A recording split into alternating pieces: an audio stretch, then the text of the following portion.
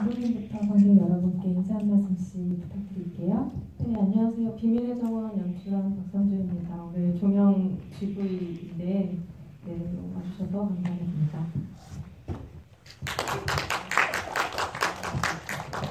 네, 안녕하세요. 정다은입니다. 제가 비밀의 정원 GV 촬영을 많이 못했었는데 그래도 이렇게 종영 GV 함께 할 수 있어서 너무 영광입니다. 잘 부탁드립니다. 네, 안녕하세요. 저는 비밀의 정원에서 상무 역할을 맡은 배우 전석동입니다. 네, 반갑습니다. 깜짝 게스트 아닌 깜짝 게스트가 저도 오는 줄 몰랐어요. 오늘 촬영 때문에 참석이 조금 어려우셨다고 들었는데 촬영이 오늘 생각보다 좀 일찍 끝나서 저희한테는 뭐 좋은 일이죠. 화제가 잘 오셨습니다. 네. 감사합니다. 제가 종영 GV를 하는 팀을 만날 때마다 물어보는 질문이긴 한데요. 이 팀에게도 그 질문을 드려보고 싶어요. 어쨌든 개봉을 하고 쉽지 않은 상황에서 지금 한 달 좀 넘게 계속 비밀의 정원 상영이 되고 있고 여러 경로 관객들과 만나 오셨잖아요. 그 한 달 정도의 경험이 각자에게 좀 어떻게 남았는지 궁금해요. 더 이 날들이 이어지긴 하겠지만 감독님부터 어떠세요? 요 최근 한 달간의 기억들?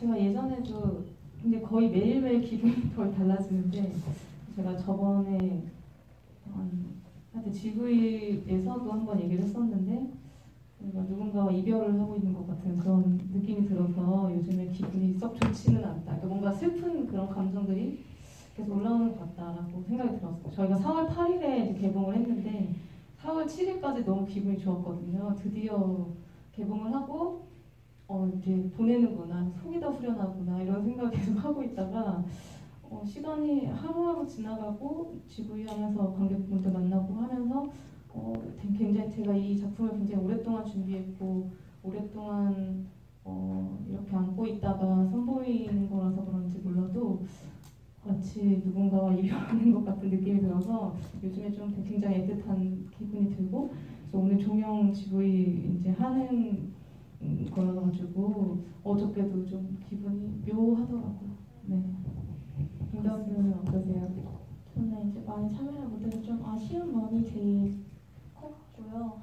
또 이제 다음 주에 개봉하는 영화가 있는데 그 영화 행사를 하면서 그 많은 관계자분들이나 기자분들께서 비밀의 정원 얘기를 꼭 해주시는 거예요. 너무 인상 깊게 봤다고, 너무 재밌었다고. 또 저는 너무 좋게 또 영화가 연달아 개봉하게 돼가지고 너무 좋았고 좀 아쉬운 마음이 제일 큰 것 같아요, 저한테. 곧 이어 혼자 사는 사람들의 행보가 또 이어지죠. 네. 똑똑하게 또 바로 홍보를 우리가 페이지 인으로 만들는 이런 홍보 일정들을 또 얘기해 주셨고 저는 포용님은 어떠세요? 아유, 참 다음이 참 현명한 대로인 것 같아요. 종영 GV 와서 그 다음 거 홍보하는 저는 홍보할 게 없고요. 근데 뭐 작품으로서는 지금 박선주 감독 말처럼 이제 이별인데 사실 이 영화를 통해서 정다은 배우가 알게 되고 또 박선주 감독하고는 이제 꽤 오랜 시간 알고 지냈는데 이렇게 새로운 연 그리고 또 새로운 작품으로 또 만날 수 있다는 뭐 기대감도 있고 근데 요즘 너무나 어려운 시대에 코로나 때문에 이렇게 극장이나 영화라는 어떤 산업이 좀 많이 어렵고 그런데도 불구하고 어쨌든 이렇게 조금이나마 관객분들을 만날 수 있어서 그냥 좋았던 기억이 더 많은 것 같아요. 네, 그리고 또 요즘은 이제 영화뿐만이 아니라 영화관에서만이 아니라 이제 또 다른 루트로 또 만날 수 있기 때문에 사실은 예전처럼 영화관에서 내렸다고 해서 한 작품이 끝나는 생명력을 잃는 것은 아니라고 생각을 합니다. 그래서 많은 다른 뭐 방식으로 또 만날 수 있지 않을까 생각이 듭니다. 그렇죠. 계속해서 이 작업들은 어떤 식으로 관객들과 만나게 될 거고 같이 나누셨던 얘기도 역시 계속 마음 안에 가지고 가시게 될 것 같고 그런데 그 후련하다라는 마음을 알 것도 같고 모를 것도 같아요. 그러니까 보통 우리는 이렇게 영화가 개봉을 하면 이 영화를 마주하게 되는 게 그때부터 시작이지만 사실 거기까지 가는데 감독을 포함한 제작진들은 너무 오랜 세월 이 프로젝트를 가지고 너무 많은 고민들을 하기 때문에 개봉을 하면 드디어 진짜 개봉이야 속 시원한 개봉이 드는 것도 사실이고 그렇게 이렇게 오래 준비한 작품이 요즘 극장 상황을 감안하면 뭐 정말 빠르면 1, 2주 안에 판가름이 나는 상황이기 때문에 굉장히 불안한 기분이 들기도 하고 그렇잖아요. 감독님은 좀 후련한 마음이 크셨어요? 그러니까 개봉하기 직전에는 후련했고 말씀하신 것처럼 굉장히 제가 수년 동안 준비한 영화였는데 지금 이제 한 달 좀 넘었는데 이렇게 종영집을 한다고 생각하니까 그 물리적인 시간이 굉장히 어떻게 보면 짧잖아요, 상대적으로. 그러니까 뭔가 좀 허무한 그런 감정들도 드는 것 같기도 하고, 근데 말씀하신 것처럼 이제 온라인에서도 상영을 하고 앞으로 저희가 이제 공동체 상영이나 이런 것들도 많이 준비를 하고 있어서 뭐 끝나진 않을 것 같긴 하지만 어쨌든 전혀 그런 건 없고요. 네, 그렇습니다. 그리고 소개가 조금 늦었는데 아시는 분들 많이 아실 것 같은데요. 지금 스크린에 QR코드 더 있죠? 저 QR코드를 촬영하셔서 링크로 들어오시면 오늘 비밀의 정원 종영 미니토크 채팅방으로 들어오실 수 있어요. 그래서 여기에서 궁금하신 점들 그리고 오늘 마지막이니까 남기고 싶으신 멘트를 남겨주시면 같이 전달을 해서 이야기를 나눠보도록 하겠습니다. 지금 뭐 개봉 후 한 달이라는 시간에 대해서 얘기를 해봤지만 영화 속의 시간은 10년 정도를 이야기를 하죠. 그래서 저는 이 10년이라는 시간이 되게 미묘한 시간 설정처럼 느껴지더라고요. 그러니까 뭐 길다면 길고 어떻게 생각하면 전체 인생을 봤을 때는 짧다면 짧은 시간이긴 한데 어떤 사건으로부터 이 10년의 시간이라는 게 도대체 어떤 걸까? 그러니까 뭐 10개월도 아닌 정말 뭐 1년도 아닌 그래서 이 10개월, 1년도 아닌 이 10년이라는 숫자 저도 모르게 영화를 보면 계속해서 생각하게 되는 거예요. 이게 과연 상처를 받아들이기에 수월한 시간일까? 혹은 전혀 나아가지 못하는 어떤 시간일까? 우리가 길게 생각하는 이 10년이라는 게 피해자의 마음 안에서 도대체 어떤 속도로 흘러가는 시간일까? 그것도 개개인에 따라 다 다르겠지만 그래서 물론 모티브가 된 그 10년 만에 실제 진범을 찾게 된 신문 기사에서 출발한 이야기라고는 알고는 있지만 이 10년이라는 시간 설정이 감독에게 어떻게 다가왔는지는 굉장히 궁금한 점이었어요. 저는 그 기사에서 9년인가 10년 만에 붙잡힌 헤드라인을 봤는데 그 기사 안에 그 피해자분에 대한 그 설명이 있었어요. 그 당시에 20대 초반의 대학생이었고 어느 대학가에 자취를 하고 있었고 그러다가 그 방에서 그런 일을 당했다 이런 내용이었는데 제가 이제 30대다 보니까 20대 초반과 30대 초반은 굉장히 달라지잖아요, 삶이.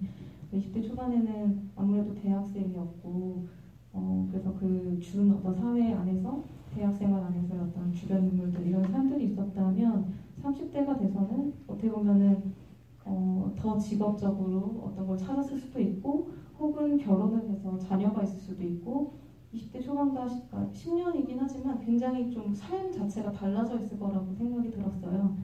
그렇게 달라져 있는 상황에서 그 10년 전의 사건을 다시 나의 삶으로 가지고 들어오게 된다면 마음이 어떻게 바뀔까? 그리고 주변의 가족이나 사람들과의 관계에서 이 사건에 대해서 어떻게 나누고 같이 어떻게 풀어나갈 수 있을까? 이런 지점에 대해서 좀 고민을 해봤던 것 같아요. 그러다 보니까 이게 그 10년 전과 그 삶 자체가 다른 어떤 설정을 하고 싶었기 때문에 10년이라는 설정을 하게 되었습니다. 그 10년이라는 시간 설정도 중요하지만 말씀하신 것처럼 이게 20대에서 30대가 된 여성의 이야기라는 점이 그래서 더 중요했을 것 같아요. 이게 물론 매해가 중요하고 매 분기가 모두 인생에서는 중요하지만 말씀하신 것처럼 정말 나와 주변의 급격한 관계의 변화들을 겪게 되는 게 20, 30대 여성의 시기인 것 같거든요. 여기서는 그 단편에서 출산을 하게 된다는 그 이야기는 제외가 됐지만 어쨌든 전에 그 모티브가 됐던 그리고 이것에 어떻게 보면 오리지널이라고 할 수 있는 미열이라는 단편에서는 둘 사이에 아이가 있죠. 그래서 그런 어떤 출산의 과정까지 겪게 되는 거 생각하면 이 가족이 늘어난다는 점, 내가 아닌 다른 생명을 책임지는 한 주체가 된다는 굉장히 급격한 변화를 겪는 이 시기인 셈인데 여기 계신 분들은 아마 이 영화를 여러 번 보셨을 테고 뭐 같이 GB에도 참석하신 분들이 오늘 많이 자리하셨을 거라는 예상하에 미열이라는 단편을 알고 계신 분들도 계실 텐데요. 감독님이 전작 미열이라는 영화에서 두 주연 배우와 같이 작업을 한 차례 하셨고 그 이야기를 조금 수정을 해서 다시 영화를 만드셨는데 단편을 장편으로 가져가면서 꼭 보태고 싶었던 이야기의 결은 어떤 것이었나요? 제가 단편에서 출발하기는 했지만 제 스스로 마음 먹었을 때 이건 굉장히 다른 이야기다라고 생각을 했어요. 그래서 지금 정원의 캐릭터도 단편에 있었던 은주라는 캐릭터와 조금 다르거든요. 은주라는 캐릭터는 조금 더 연약한 느낌이 살짝 있다면 지금 정원 같은 경우는 좀 단단하고 스스로 어떤 강인함을 가지고 있는 인물로 그래서 또 설정을 했었고 좀 차이점에 대해서 왜 장편으로 만들었을까를 생각을 해보면은 미열 같은 경우는 그 석호와 은주 그 부부 사이의 어떤 관계의 균열을 보여주는 영화였고 그 균열이 어떻게 다시 붙을 수 있을까 다시 두 사람의 관계가 어떻게 회복될 수 있을까 이곳에 좀 초점을 맞췄다면은 제가 그 이야기를 하고 나서 그러면 이 여자의 어떤 그 상처를 제가 더 내밀하게 다루진 않았던 것 같다라는 생각이 들었어요. 그래서 정원이란 캐릭터를 만들면서 정원의 상처 그 깊숙이 무엇이 있을까 그리고 그것을 어떻게 치유할 수 있을까 이 부분에 대해서 고민을 많이 하면서 주변의 가족 캐릭터들을 만들게 되었죠. 가족들과 함께 서로 아파하지만 또 서로가 있기 때문에 같이 좀 극복할 수 있는 그런 이야기를 만들게 됐습니다. 보신 분들은 계시겠지만 저도 그 미열이라는 단편을 굉장히 그게 인상 깊게 보고 좋아했던 기억이 있는 작품인데 그때로부터 지금 이 영화가 만들어지기까지 아주 많은 시간이 흐른 건 아니지만 사실 요 사이에 있었던 어떤 여성 이슈들에 대해 생각해보면 그 10년처럼 정말 급격하게 많은 이야기들이 대두되고 새롭게 바뀌었던 급격한 변화를 겪은 몇 년이기도 하거든요. 그래서 이 시기를 지나면서 감독에게 여성 캐릭터를 다룬다는 것, 그 중에서도 범죄 피해자인 여성을 다룬다는 것, 이것에 대해서도 굉장히 많은 캐릭터 설정이라든지 생각이라든지 그런 것이 본인이 아는 만큼의 어떤 변화가 생기는 시간들이지 않았을까라는 생각도 들고 실제로 그 기간이 영향이 좀 있었던 것 같으세요? 제가 미열을 준비할 때 미열을 찍었을 당시에는 그렇게 여성운동 이런 것들이 이렇게 사회적으로 일어나지 않았던 시기부터 준비를 했는데 막상 이제 찍고 난 다음에 이런 뭐 미투라든지 이런 것들이 많이 사회적으로 발생을 하면서 공교롭게도 이 사회적 흐름에 뭔가 편승한 것 같은 느낌이 그냥 들어서 좀 억울한 면이 없지 않아 있었지만 이제 어쨌든 미열이라는 작품은 이제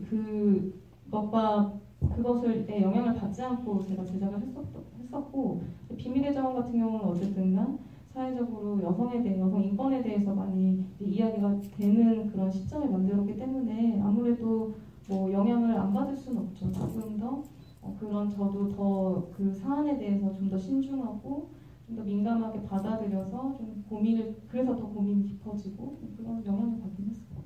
뭐 편승했다는 표현을 쓰셨지만 전혀 그렇게 느껴지진 않고요. 근데 어쨌든 그 갖고 있던 주제 의식을 계속 발전시키는 과정에서 아마 감독이 느끼고 변화했던 생각들도 작품 안에 어떤 식으로든 반영이 됐을 만한 시기였을 거라는 생각이 들어요.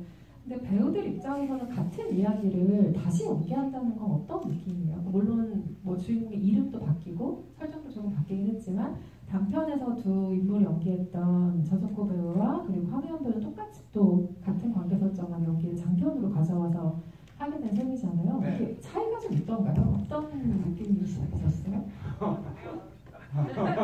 첨언을 해주세요. 답변을 듣고. 네. 아마 미열 때 영향을 까먹었을 거기 때문에 별로 크게 영향 받지 않았어요. 개인적인 추측입니다. 맞아요. 감독님이 역시 선견지명이 있으십니다.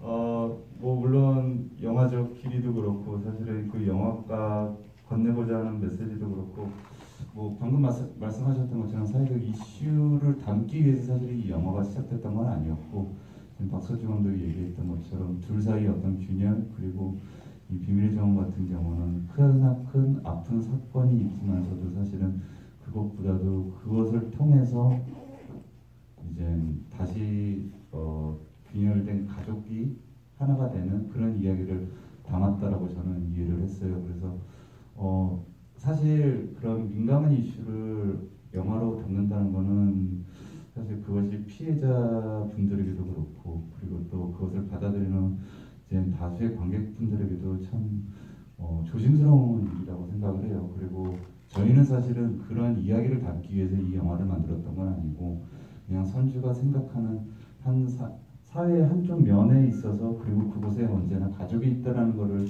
그리려고 했던 것 같아요. 그래서 사실 미열을 했을 때도 그렇고 비밀 정원을 했을 때도 그렇고 물론 사회적 이슈가 있었지만 그런 거에 대해서는 전혀 생각을 해본 적이 없었던 것 같아요. 그리고 그것을 우리가 영화를 만든다라고 해서 특별히 더 생각한다? 이거야말로 조금 기만한 행동이 아닌가 그런 생각이 들고 그리고 미열 포함해서 비밀의 정원도 사실은 오랫동안 아마 선주가 생각을 해왔던 가족에 대한 이야기가 아니었나 싶어요. 그래서 완전히 다른 이야기라고 했지만 제 머릿속에서는 까먹었던 미열을 다시 한번 기억해내면서 그리고 그 비밀의 정원의 확장성을 과연 무엇으로 가져갈 수 있을까를 많이 고민했던 것 같아요. 그리고 비밀의 정원, 미열하고 달랐던 건 비밀의 정원에 사실 뭐 유조영 배우, 염혜란 배우, 우리 정다은 배우도 그렇고 오민 누나도 그렇고 오민 배우님도 그렇고 많은 배우분들이 더 많이 나오기 때문에 사실 이야기가 확장성을 갖고 더 큰 이야기가 될 수밖에 없었던 많은 요인들이 있었던 것 같아요. 그리고 뭐 직업군으로서도 그렇고 그래서 뭐 특별히 어려움이 있었다거나 그런 건 전혀 없었고 저 역시도 그냥 또 다른 작품으로 재밌게 작업을 했던 것 같아요. 사소한 질문이긴 한데 단편에서는 제가 이탈리아 셰프였던 걸로 기억을 하거든요. 아, 네 맞아요. 그렇죠? 성북동에 있는. 네네네. 근데 지금 여기서는 목공소 직원으로 직업이 바뀌었지만 네, 인천에 있는. 이름도 바뀌긴 했지만 개인적으로는 그 캐릭터의 직업 중에 어느 파트가 더 마음에 드세요? 저는 목수가 맞는 것 같아요. 개인적인 취향인가요? 아, 네 그렇습니다. 아주 사소한 질문을 또 하나 드리자면 이름을 바꾸신 이유는 뭐예요? 이전에 그 주인공들이 연기했던 이름은 지금과 같은 상호와 정원이 아니었죠. 석호와 은주였죠. 네. 이름이었는데 그 당시에는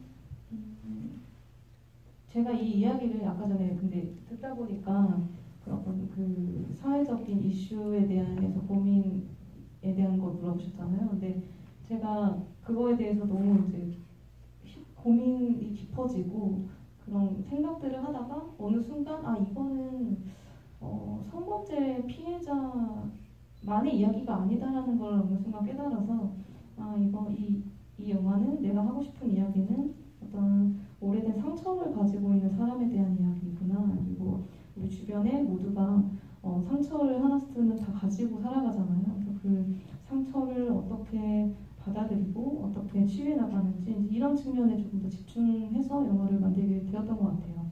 그래서 이름 같은 경우는 미열에서는 은주라는 이름이 저는 조금 흔한 이름으로 좀 고민을 하다가 정했던 거고 비밀의 정원으로 넘어왔을 때는 좀 차별을 확실하게 제 스스로 같은 캐릭터 이름을 쓴다고 생각을 하면은 배우들이 또 받아들이기에 그 미열의 너무 연장선상으로 받아들일 것 같아서 그거를 좀 이렇게 배제하고 싶어가지고 아예 다른 이름을 부여를 했고 상우는 제가 그 좋아하는 이름이어서 상우라고 지었던 거고 정원 같은 경우는 조금 더 의미를 부여해서 정원이가 좀 단단하고 강인한 어떤 내면을 가진 여성이었으면 좋겠다라고 생각을 해서 자연적인 요소들에서 이름을 찾다가 정원으로 정했습니다. 아까 이름에 대해서 관객분이 질문해 주신 게 있는데 주인공의 이름이 정원과 상우인데 성별이 좀 다르긴 하지만 혹시 허준호 감독님 영화 캐릭터들 이름과 겹치는데 우연이 있을까요? 영향이 있는 걸까요? 라는 질문을 주셨어요. 봄날을 간다 상우 좋아해서 네. 최태 씨가 했던 역할이죠. 네. 그런 생각 처음 얘기하는 건데 그 얘기도 안 했는데 네. 아무것도 얘기 안 해줘. 그러니까 그 영화 속의 상우가 결혼을 했는데 이런 게 생기면은 그 상우는 어땠을까 이런 생각도 하기는 했어요. 개인적으로. 은수한테 밥을 차려주지 않았을까 뭐 이런 생각이 들긴 하는데 정원은 관계가 없고 그렇죠. 상우는 네. 거기에서 정답을 오래 기다리셨어요? 그 단편 미열은 말씀하셨던 것처럼 그 부부 사이에 미세하게 일어나는 그 균열과 두 사람의 관계성에 대한 이야기이기 때문에 주변으로 시선을 확장시키는 영화는 아니고 사실 단편 안에서 그럴 수는 없죠. 너무 많은 이야기들을 건드릴 수는 없는데 이 소희라는 동생이 이 전체적인 이야기 구조 안에서 새로 추가된 역할이잖아요. 그리고 아까 전석호 배우가 얘기한 것처럼 이 두 사람의 주변에 확장을 가져가는 캐릭터이기도 하고 어떻게 보면 이 이야기의 좀 가장 큰 비밀이라고 할 만한 무언가의 키를 쥔 인물이기도 하고 그래서 이 소희라는 역할은 이 영화 안에서 이런 파트를 좀 책임져야 한다 혹은 이런 역할이 되어야 한다 라는 생각들 어떻게 정리하셨을지 궁금해요. 그러니까 뭔가 균열을 일으키는 인물이길 바랬나요? 아니면 뭐 새로운 시각을 갖게 하는 인물이길 바랬나요? 뭐 어떤 인물이 되기를 좀 기대하셨는지 궁금해요. 감독님의 의도와는 다를 수 있지만 제가 봤을 때는 소희가 너무 조심스러운 인물이라고 생각을 했어요. 정원한테 동생으로서 뭔가 언니가 너무 좋고 다가가고 싶지만 사실 그럴 수 없는 시간도 있었고 상황들도 있었고 그냥 딱 거기가 끝이었다고 생각해요. 소희가 할 수 있는 사실 언니를 위해서 무언가를 해결해 줄 수 있는 인물도 아니고 그냥 계속 다가가고 한마디 더 말이라도 걸려고 하고 그게 최선이었던 인물인 것 같아서 그 소희의 의도는 어떤가요, 감독님? 마지막 조명 때 두 분이 알아가시는 게 많네요 지금. 다 끝난 마당. 근데 뭐 사실 소희라는 캐릭터는 그 말씀하신 것처럼 이 영화의 키인데 굉장히 중요한 인물이었고 근데 이제 영화 장면들 보면은 소희가 아파트 빼고 다 나와요. 모든 장소에 다 등장을 하는데 뭔가 이 영화에 좀 생기를 불러주는 것 같은 느낌을 저는 많이 받았거든요. 그래서 많이 정원과 상호가 힘들어하고 있는 와중에 물론 소희라는 캐릭터도 아픔이 굉장히 큰 아픔을 갖고 있는 인물이긴 하지만 이 영화가 너무 처지지 않게끔 이렇게 계속 뭔가 되게 긍정적인 어떤 에너지, 밝은 에너지 이런 것들을 불러일으켜 주는 것 같고 그렇기 때문에 더 그 관계에서 자매의 관계 안에서 더 슬픈 어떤 느낌이 들지 않을까 하는 생각이 들었어요. 아마 영화를 보신 분들이 느끼셨을 때 그러니까 저희가 박선주 감독님하고 이렇게 영화 얘기를 하면서 그런 얘기를 했어요. 누구의 잘못도 아니라는 거를 좀 관객분들이 알았으면 좋겠다. 근데 피해 당사자뿐만이 아니라 사실은 주변에 있는 사람들이 같이 아파하고 같이 자기 잘못이라고 이야기를 했을 때 더 가슴이 아프지 않았을까 싶어요. 그리고 그 안에 어떻게 보면 가장 가까이 있는 동생이기도 하고 뭐 물론 이모부, 이모, 엄마도 나오지만 사실은 이 자매가 이렇게 했었을 때 내 탓이라고 인것 같다라는 그러니까 아마 지금 감독님 말씀처럼 중간중간에 새로운 활력소로서 사실은 계속해서 생기를 불어넣는 역할이기도 했지만 사실 관객분들한테는 더 이렇게 가슴이 미어져 오는 그런 조커가 아니었을까 생각했습니다. 그리고 이제 그 대사에도 있었는데 소희가 자기 자신 때문이라고 생각을 하는데 또 이제 시기상 10년 전에 정원이 딱 지금 소희 나이 또래다 보니까 소희가 내 나이에 우리 언니가 그런 일이? 라는 생각도 하게 되면서 본인이 아팠잖아요. 아픈 그걸로 인해서 부모님이 나만 신경 써주고 우리 언니가 혼자 있었고 뭐 그런 것들 때문에 좀 자기 탓이라고 생각을 제일 많이 했던 인물인 것 같아요. 소희. 보통 뭐 그렇지 않은 영화도 있지만 그 성폭력 피해자 이야기를 다룰 때 그런 식의 어떤 책임감을 가지고 있는 게 부모의 캐릭터로 등장하는 경우가 굉장히 많죠. 그래서 뭐 물론 말씀하신 것처럼 아주 중요한 포인트는 누구의 잘못도 아니죠. 범죄를 저지른 놈이 잘못이지 왜 피해자가 잘못이겠어요? 새끼라고 할 뻔했는데 어때요? 새끼인데? 새끼지? 새끼, 범죄 저지른 새끼가 잘못인데 근데 어쨌든 그게 부모의 어떤 책임감으로서 이게 가족 전체의 고통으로 그려지는 경우가 굉장히 많은데 물론 이 영화 안에서도 가족이 그 고통들을 각자의 자리에서 분담을 하고 있지만 이건 자매 관계로 가져온 게 조금 색다른 지점이라는 생각이 들었어요. 거기에서 만들어질 수 있는 관계나 감정 같은 것들이 있다는 생각이 들었는데 제가 소희를 보면서 굉장히 가슴이 좀 아팠던 부분 중에 하나는 이 아이의 10년도 굉장했을 거라는 거죠. 그러니까 사건을 겪고 나서 뭐 많은 결혼과 뭐 여러 가지 변화들을 겪었던 그 20, 30대를 통과하는 정원은 물론이고 초등학생이었을 거 아니에요. 지금 이제 시험을 치러 가는 학생이 수험생이니까 초등학생 때 무슨 일이 일어났는지 어렴풋이 알거나 혹은 명확하게 알았더라도 그 얘기를 같이 나눌 만한 언니는 지금 없고 당사자는 없고 부모님이 그 뭔가 쉬쉬하면서 감추고 이 아이가 다치지 않기 위해 더 조심하는 상황을 겪으면서 10대를 보냈을 텐데 그럼에도 말씀하신 것처럼 어떤 생기를 가지고 있는 인물이라는 점 이런 게 아주 소희가 얼마나 일찍 스스로 철이 들 수밖에 없을 캐릭터였는지를 보여주는 지점들을 생각했는데 혹시 정다운 배우는 그 소희의 10년에 대해서 생각을 좀 해보셨을까요? 그것도 궁금해요. 촬영한 지 너무 오래돼가지고 그렇죠. 2018년도에 10년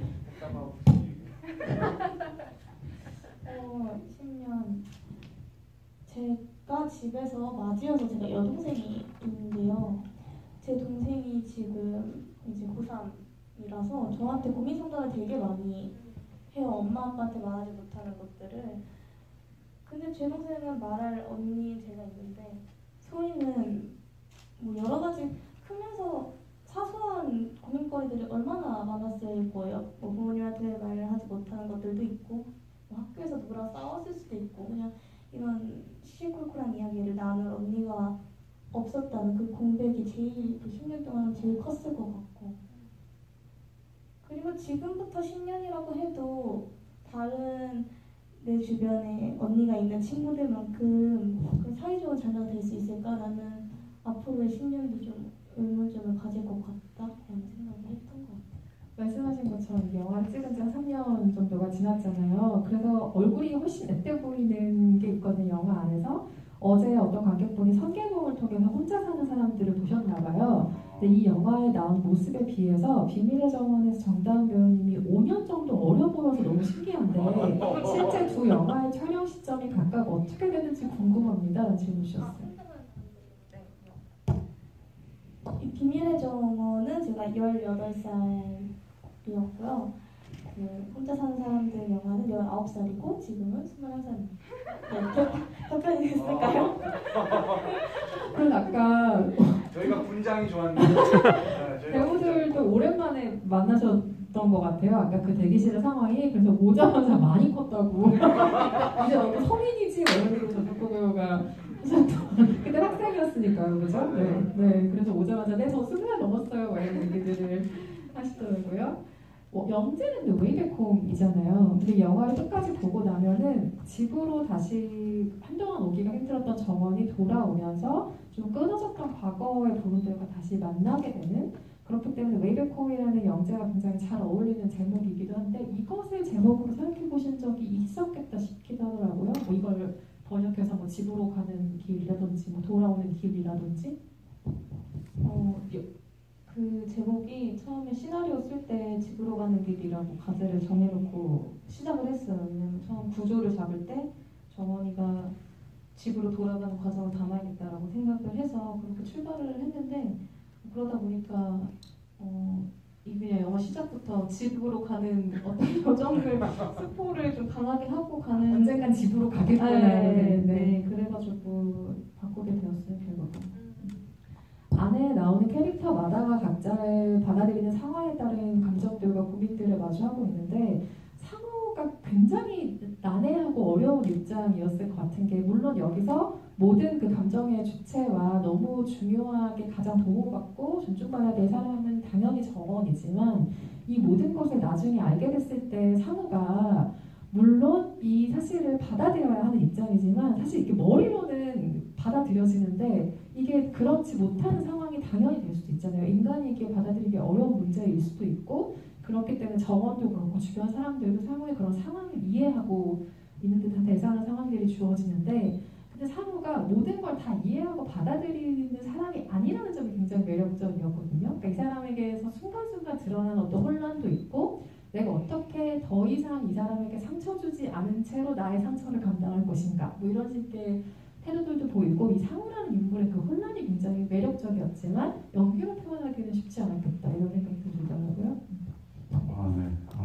상우를 너무 그렇게 말씀해 주셔서 감사하고요. 아마 영화이기 때문에 가능했던 것 같기도 하고, 그리고 영화이기 때문에 조금 더 용기를 내서 더 싫어할 수도 있고 더 좋아할 수도 있었던 것 같아요. 그리고 그러한 영화를 보고 또 용기를 얻는 분이 생길 수 있을 거라고 생각을 하고, 그게 아마도 영화가 갖고 있는 힘이라고 생각을 해요. 그래서 어떨 때는 가장 평범하게 해야 되지만 어떨 때는 싫은 것도 더 용기 내서 싫어해야 되고, 그 표정을 관객분들한테 그대로 전달할 수 있는 용기도 필요하고, 그거를 선택하는 감독님의 용기도 필요한 거고, 사실 영화라는 매체가 누군가에게 힘이 된다라는 거는 뭐 아주 긍정적인 이야기를 던져서 할 수도 있는 거지만, 나라면 그랬을 수 있을까? 저 사람은 어떻게 했지를 같이 고민하고 이야기 나눌 수 있는 것도 엄청난 큰 용기라고 생각해요. 그래서 뭐 지금도 그렇지만 특히나 우리 비밀의 정원을 찍었을 때는 저 역시도 찍는 내내 그냥 더 표정을 안 봤던 것 같아요.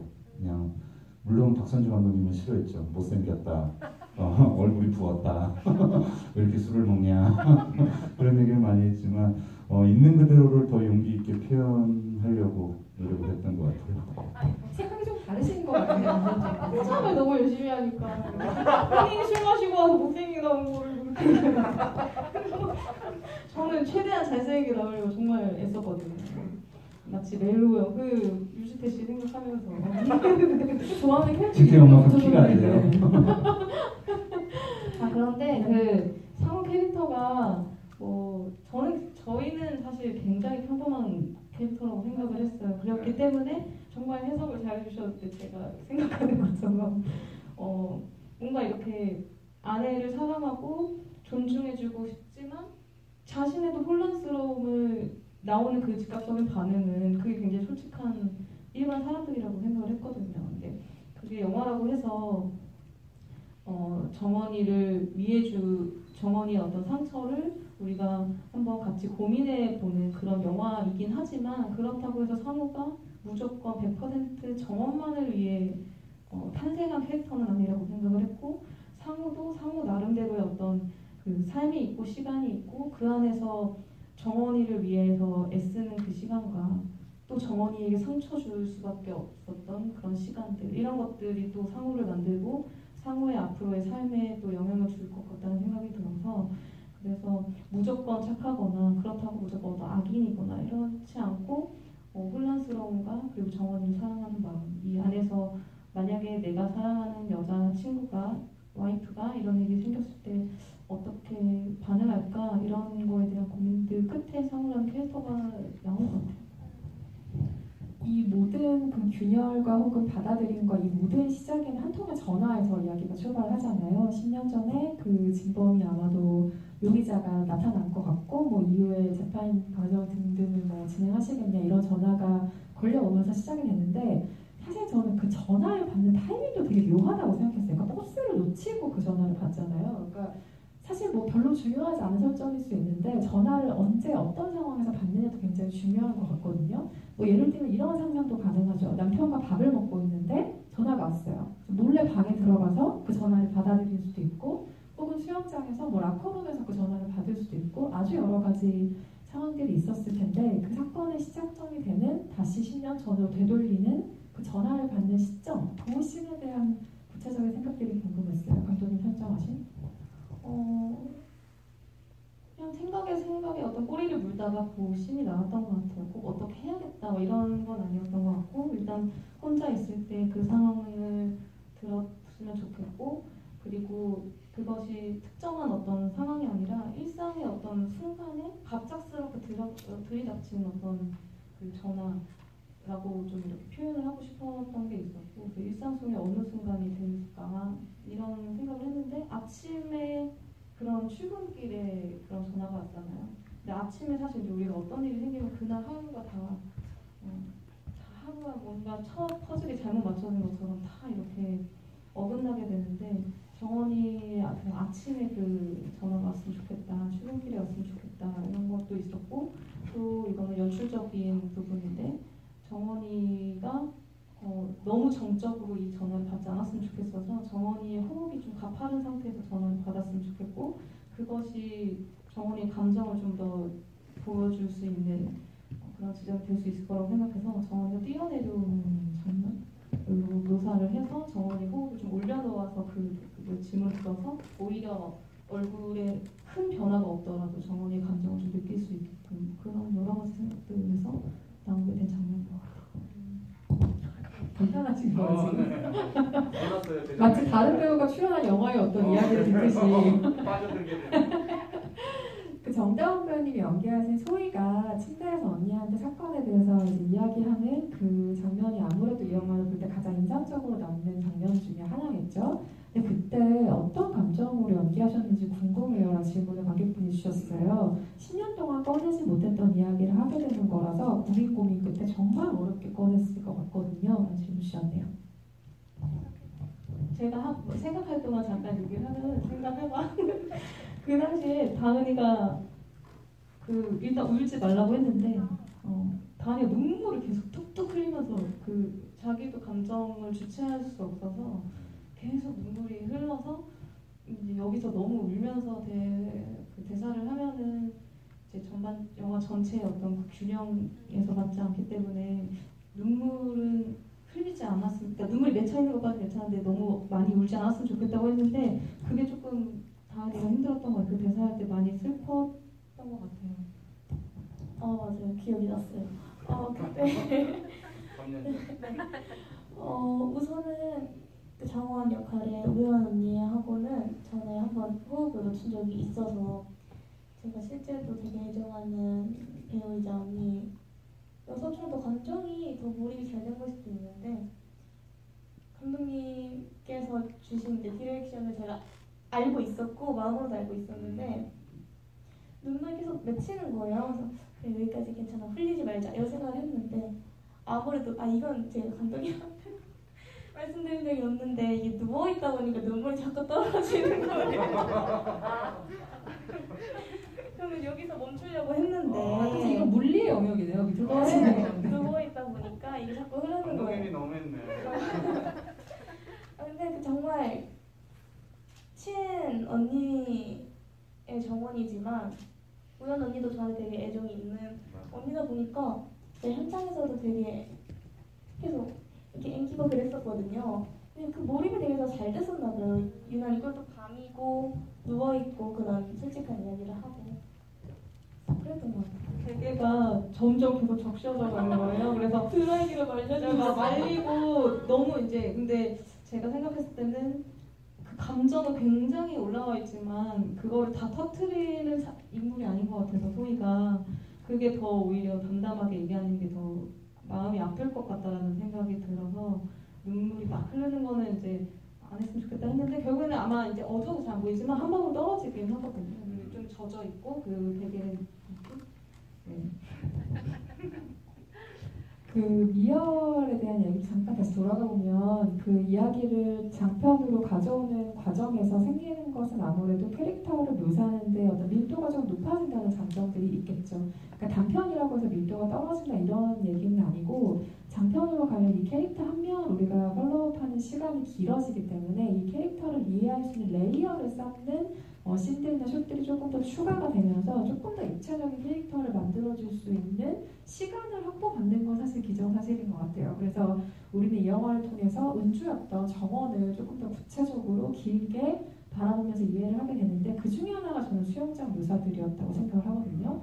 거기서 누군가를 이제 끌어당긴다는 괴 소문이 있는 그 수영장 레인의 이야기가 나오잖아요. 근데 그걸 그 정원의 상황으로 대입을 해보면 공포가 자꾸 자기를 끌어당기고 있는 거죠. 근데 굳이 그 레인에서 한번 뭔가 삐끗하는 일이 일어나는 건 거기서 뭔가 발버둥치고 있는 인물의 이야기라는 점이겠죠, 결국엔. 그래서 수영 강사라는 직업도 사실은 바뀐 거죠. 미열에서는 작가였나요? 뭔가 좀 직업이 달라졌던 것 같은데 그 수영장이라는 모티프와 그 물이 있는 그 장소와 정원의 마음을 좀 어떤 식으로 연결시키고 싶으셨는지도 좀 구체적으로 들어보고 싶어요. 우선 출발 지점은 정원이라는 인물이 감정을 직접적으로 많이 드러내지 않고 있기 때문에 이제 그런 것들을 그렇다고 꽁꽁 숨길 수는 없잖아요. 관객분들께서 어느 정도 짐작을 하거나 정원의 감정이 어떨지 좀 몰입을 하시면서 영화를 따라와야 되기 때문에 그런 것들을 어떻게 좀 표현할 수 있을까 영화적으로 고민을 하다가 직업을 수영 강사로 선택을 하게 됐어요. 그러니까 작가에서 변했던 이유는 작가는 혼자만의 시간을 갖고 혼자 어떤 작품을 만드는 직업이었고 수영 강사 같은 경우는 굉장히 활동적이고 본인이 혼자 있고 싶거나 혼자만의 생각에 빠지게 되는 어떤 상황에도 다른 사람들과 함께 있어야 되고 다른 사람과 스킨십을 해야 되고 이런 상황들이 그 안에 정원을 이렇게 던져놓게 되면은 정원이의 감정이 정원이가 뭐 표정을 더 굉장히 다양하게 짓지 않더라도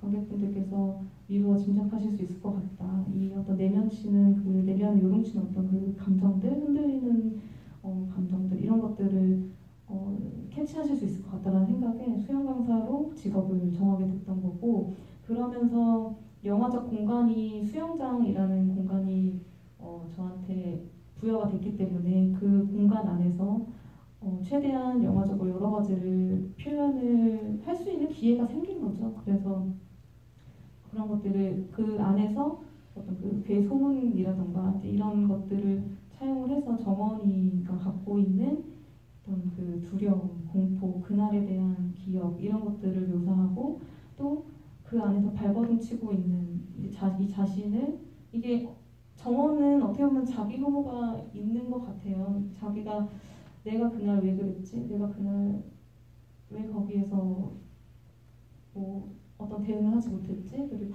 내가 왜 부모, 엄마와 소위를 원망하고 있지? 이런 감정들 이제 이런 것들이 많이 있었던 것 같은데 그 안에서 계속해서 허우적대고 있는 어떻게 보면은 그래서 이제 그런 것들에서 스스로 좀 분노라는 감정이 생겼을 것 같다는 생각이 들었고 그래서 버텨내고 싶은 그러니까 정원이가 나약한 인물이 아니라 좀 강인한 인물이었으면 좋겠다는 생각에 그래 그럼 나는 버텨볼래라는 또 그런 생각도 하지 않았을까라는 생각에 그 레인에서 뭔가 막 싸워서 이기고 싶은 그런 마음들 근데 사실은 그 수영장은 물이 빠지는데 아무것도 없잖아요. 굉장히 정원이 입장에서는 여러 가지 생각들이 들지 않았을까. 상황을 이겨보려는 캐릭터로 만드는 건 굉장히 중요했던 것 같은 게 우리가 보통 그 성범죄 피해자들을 묘사할 때 굉장히 피해자다움의 묘사 같은 것들이 있거든요.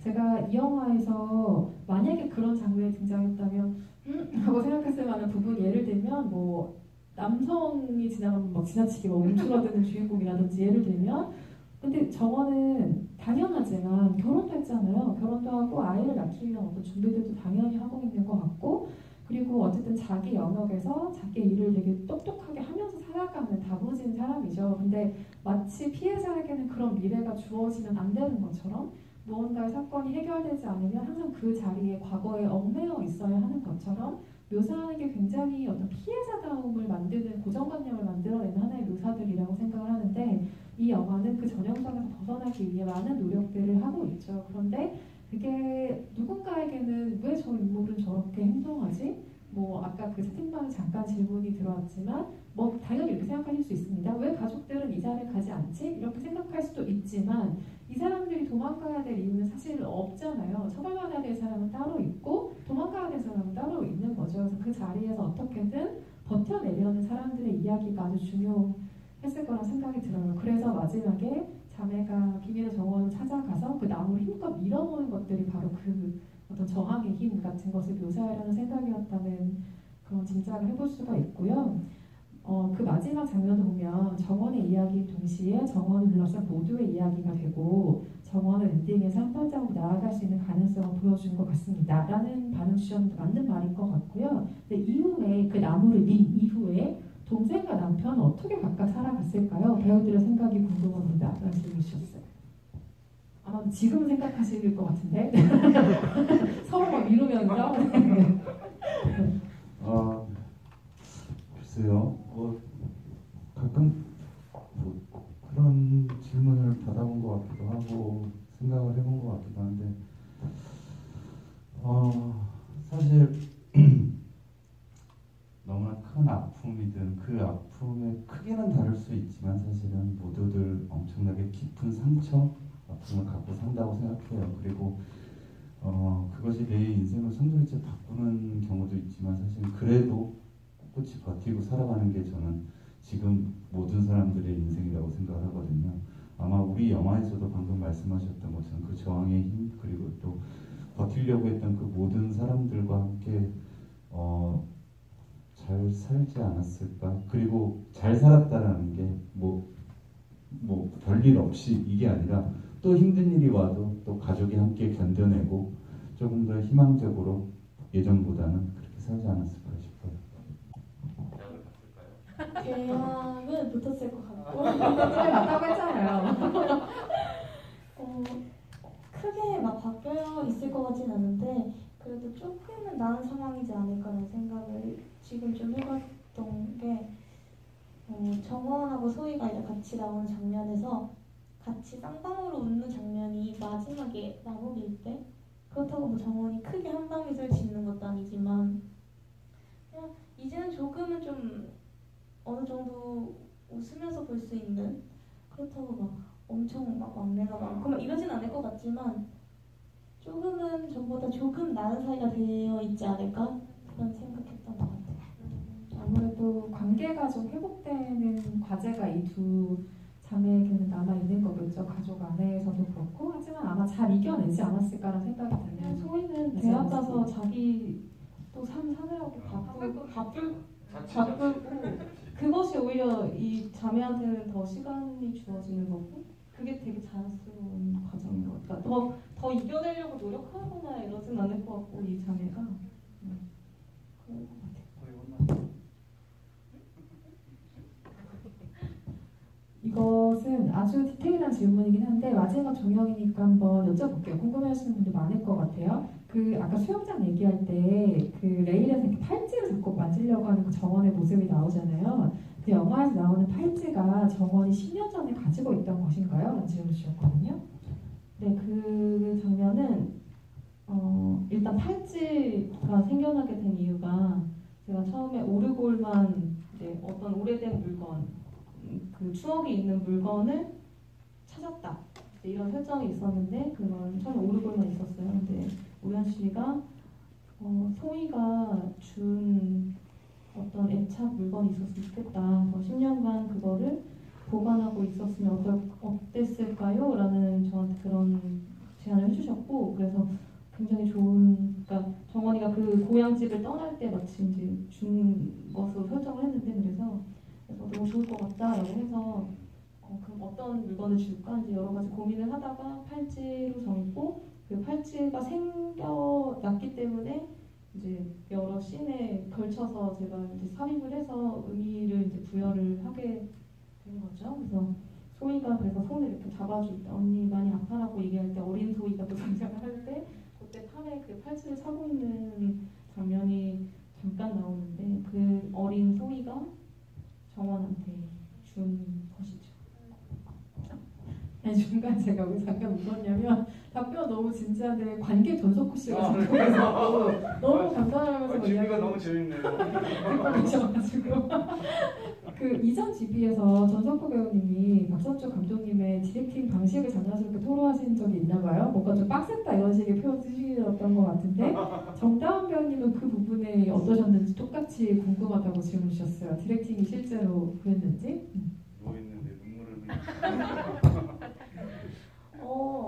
저는 다은이는 사람으로 제가 무엇으로 대하시는 거죠? 좋아해가지고 이런 상으로 했는데. 다른 이제 GV에서 감독님이 말씀해주셨는데 엄마 같은 감독님 그렇게 호칭을 해주셨어요. 진짜 실제로 되게 사랑 많이 받으면서 찍었는데요, 저는.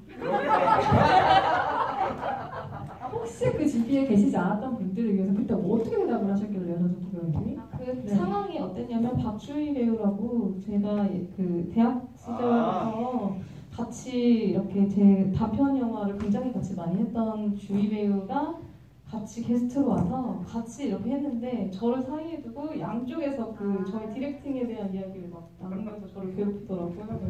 아니 근데 이게 실제로 뭐 디렉팅이 어떤 막 너무 빡셌다 이런 게 아니라 그냥 우스갯소리로. 근데 이제 아마 그 박주희 배우는 왜냐면 그때는 박선주 감독님도 경험이 없었고 그리고 이제 학교 동기인가 그래갖고 아마 거기서 더 복작복작했었는데 저도 돌이켜 생각해 보니 미열 때부터 이렇게 오는 과정 속에서 사실은 그런 거죠.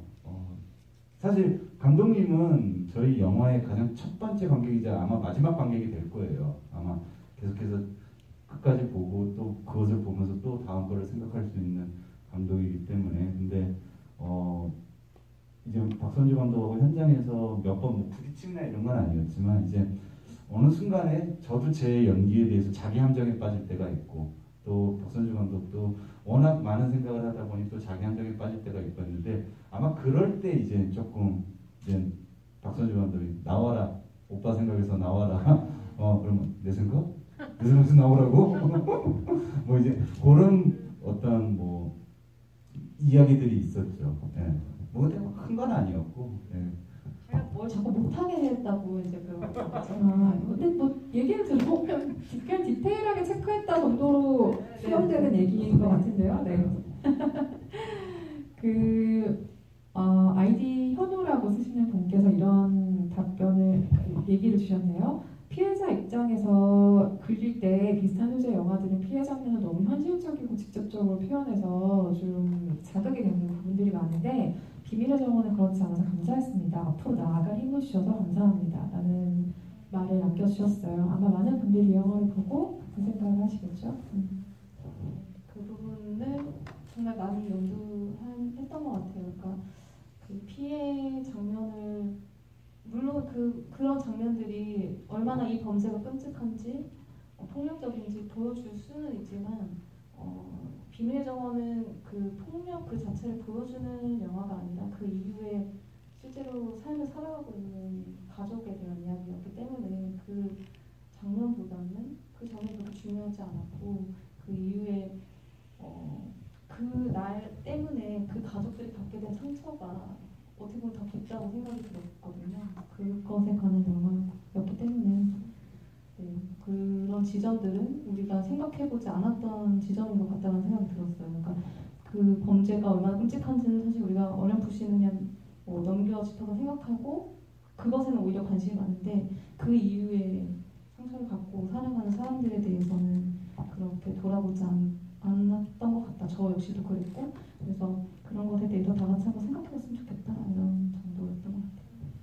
아까 전석구 배우의 얘기에도 잠깐 등장을 했지만 영화가 성범죄 피해자에 대한 이야기를 다루고는 있지만 이건 굉장히 포괄적인 이야기인 것 같아요. 말씀하신 것처럼 인생을 살다 보면 정말 예기치 않은 순간에 사랑이 나락으로 떨어질 때도 있고 정말 평생 회복할 수 없을 것 같은 어떤 상처를 본인이 마주하게 되는 순간들도 있을 텐데 그게 성범죄일 수도 있고 뭐 다른 여러 가지 뭐 각자가 느끼는 바대로 다른 어떤 상황들일 수 있겠죠. 그런데 그 영화나 다른 매체에서는 그 사건이 정말 일어나는 과정이라든지 이게 어떻게 해서 거기까지 갔는지의 과정들은 아주 충실하게 묘사를 하는데 그 이후에 이 삶이 어떻게 재건되고 회복되는지에 대한 이야기는 생각보다 구체적으로 디테일하게 들여다보지 않는 경우들이 있는 것 같아요. 그런데 최근에 만들어지는 영화들은 그 이후에 어떤 삶에 초점을 맞추려는 시선들이 점점 더 확장돼서 보이는 것 같고 그건 역시 굉장히 반가운 지점 중에 하나입니다. 우리 삶은 그 이유가 사실 더 길잖아요. 사건에 맞닥뜨리는 순간보다. 그래서 조금 더 그 이후의 사유들을 하게 만드는 영화들이 굉장히 반갑다는 생각이 들고 비밀의 정원도 그런 작품 중에 하나였습니다. 오늘 마지막 집이로 이런저런 이야기들을 나눠보았는데 끝으로 관객 여러분들께 마지막 인사 말씀씩 듣고 잘 마무리하면 될 것 같습니다. 전석구 배우님부터 부탁드릴게요. 네. 마지막까지 이렇게 잘 와주셔서 너무 감사드리고요. 요즘 그냥 문득 드는 생각인데 이게 잊지 말아야지라는 생각을 좀 많이 해요. 네, 뭐 여러저러 일들도 있고 그리고 이런 가운데서 분명히 우리 영화도 잊지 말고 또 아마 제가 또 다른 활동을 하면서 더 무엇인가가 성과가 있다면 아마 이 영화는 또 다른 루트로 아마 관객분들을 만나지 않을까 싶어요. 그리고 우리 영화가 전하고자 하는 이야기도 잊지 말아야겠다라는 생각을 하면서 살고 있습니다. 네, 코로나 시대에 제발 건강히 조심히 다니셨으면 좋겠습니다. 감사합니다. 오늘도 그렇고 요 며칠 GV를 하면서 요즘 시국에 계속 마스크를 쓰잖아요. 이게 너무 아쉽더라고요. 같이 이야기를 하면서 표정을 모르니까 이제 관객분들과 대화를 하면서 이제 표정도 서로 보면서 이야기를 해야 되는데 이제 메신저로 인해서 이제 약간 모바일 토크처럼 그게 좀 아쉬워서 빨리 좀 이 시국이 괜찮아져서 또 이 영화가 또 다른 기회로 또 보여드리는 기회가 생겼으면 좋겠다라는 좀 꿈도 꿔본 자리고 오늘 종영 GV 함께 할 수 있어서 너무너무 감사합니다. 네, 감사합니다. 그러고 보니까 부산국제영화제에서 프리미어 상영했을 때 저희 셋이 첫 GV를 했었어요. 그때 노현 씨가 일이 있어서 두 번째 GV만 와주셔가지고 그랬는데 그때는 코로나 전이어서 저희가 마스크도 벗고 막 그랬었는데 이렇게 또 종영 GV 할 때 이런 일이 생길 거라고는 사실 저희가 이번 개봉할 때 생각지도 못했던 코로나 때문에 어려움들이 뭐 많았지만 그래도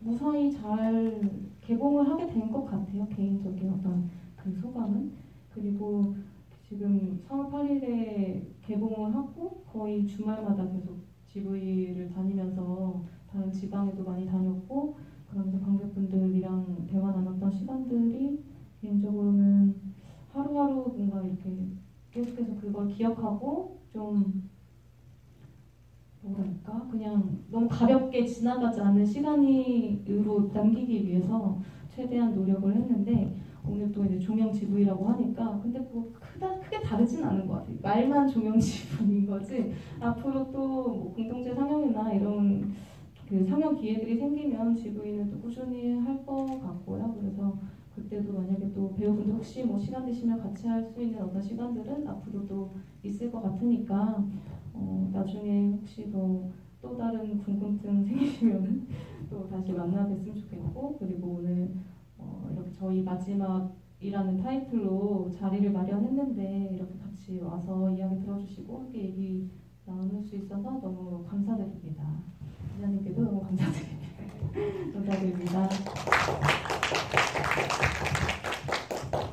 네, 극장에서 모두 내려가는 의미는 아니니까요. 주변에 비밀의 정원 좋게 보셨다면 저는 입소문도 많이 부탁드리겠고요. 비가 월요일까지 많이 온다고 하는데 다들 비 피해 없으시길 바랍니다. 조심히 안전히 돌아가세요. 감사합니다. 감사합니다.